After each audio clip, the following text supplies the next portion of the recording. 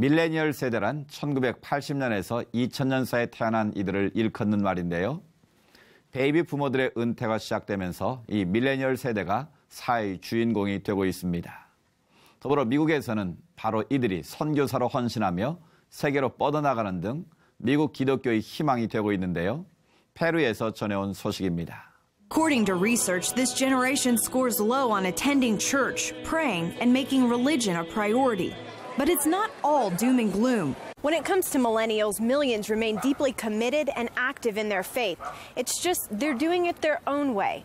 And they're uniquely equipped to serve on the mission field. In 2014, couples Katie and Jeremy Daggett and Jacqueline and Jake Blair followed their passion for missions to Peru.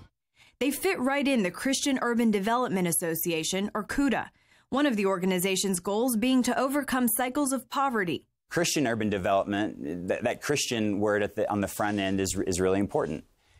We do all of it because we believe what Jesus did 2,000 years ago is what gives us motive and purpose and really hope in this context where we see wealthy and poor in the same city, where we see someone who's doing really, really well, is very established, and then someone who's on the edge of dire poverty. So that situation presents some unique opportunities, and we try to address those with CUDA. Jacqueline, Katie, and Jake also put their medical backgrounds to work in a local hospital developing a diabetes program. Jeremy helps teachers improve their reading program success by starting libraries in local schools. One of the things that that looks like as the kingdom breaks in is that young kids read better and have better opportunities for the rest of their life. That's part for us, that's part of reconciliation for them, and that's part of mission work for us. As all four use their skills to improve life for the Peruvian people, they individually focus on simply building relationships. And when you look at Jesus' life and what he did and how he made disciples, he focused on a few guys and he poured a lot into them. And from there on, they changed the world, just a few guys. So when I think of my call to make disciples, I want to have a quality influence on a few people, and then those people can have a quality influence on a few more people, and then growth is then exponential. And sometimes it means walking down the street, going to the market, running errands, going to the center of town and trying to meet people, sharing some of who I am, starting to learn who they are, and eventually moving that forward in terms of a sustaining and important relationship. A commitment like this for a young adult brings a number of challenges, from starting over in unfamiliar surroundings to raising children away from family.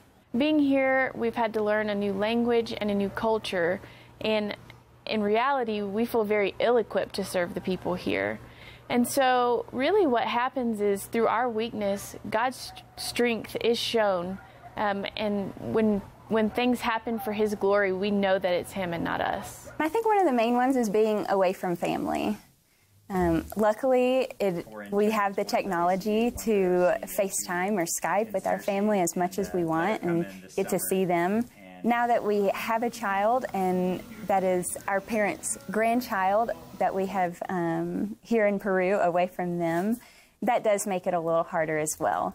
Despite the challenges, these couples remain passionate and hope to continue their call to missions. I feel like God's call for us here could be the same call for any Christian in the world, and that is to be a part of God's mission of blessing people and bringing people to know Him better. Our prayer is for the kingdom to come and for God's will to be done here on earth as it is in heaven.